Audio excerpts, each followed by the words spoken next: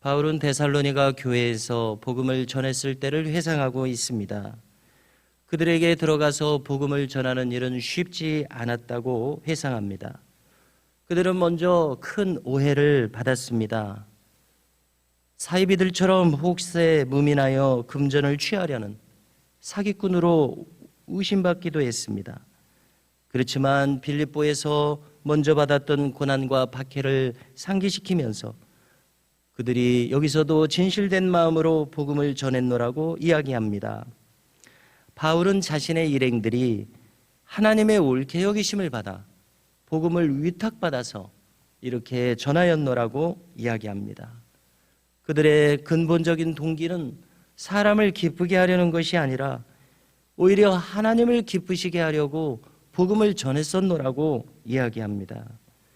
분명 바울이 복음을 전했다고 스스로 밝히는 이 선한 동기는 모든 하나님의 종들이 복음을 전하는 동기일 것이라고 믿습니다.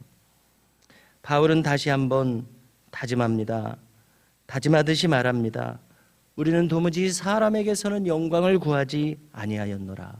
이렇게 말하면서 그들이 복음을 전하는 동기는 오직 하나님을 기쁘시게 하려는 이 마음으로부터 시작되고 있다고 밝히고 있습니다.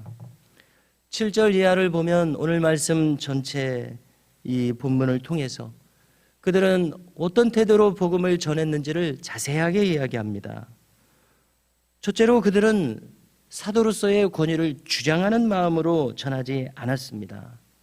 주장하는 자세가 아니라 조심스러운 자세를 취하였습니다.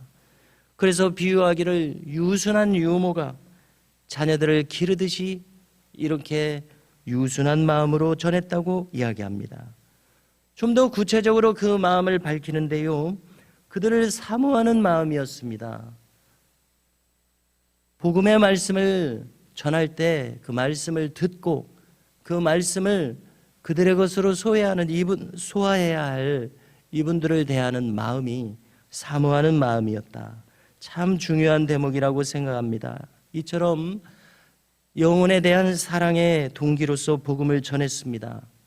더 나아가 놀랍게도 목숨까지도 줄 수 있었으리라고 이야기합니다. 이 또한 그들의 영혼들을 사랑하는 마음이기에 그러한 마음이었다고 밝힙니다. 즉 그리스도와 똑같은 동기로서 그 데살로니가에 들어가서 복음을 전했노라고 이야기하고 있습니다. 또 구체적으로 그들이 복음을 전했던 자세에 대해서 계속 밝힙니다. 이들은 이 교회를 처음으로 개척하는 입장이었기에 어떠한 폐도 끼치지 않고자 했다는 것입니다.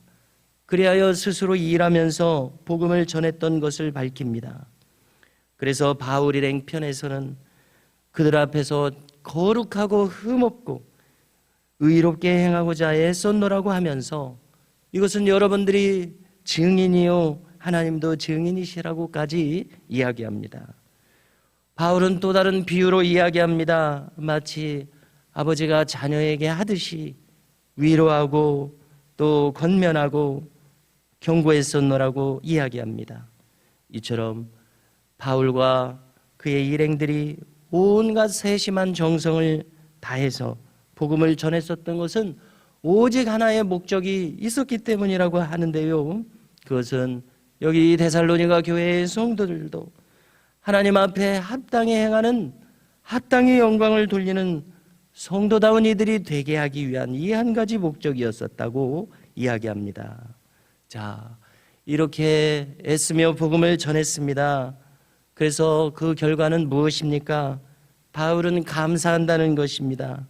이러한 정성에 부응하듯이 그들도 바울이 전했던 복음을 그저 사람들이 하는 말로 받지 아니하고 하나님의 말씀으로서 받았다고 이렇게 감사하고 있습니다. 이것은 참 놀라운 일이 아닐 수 없습니다.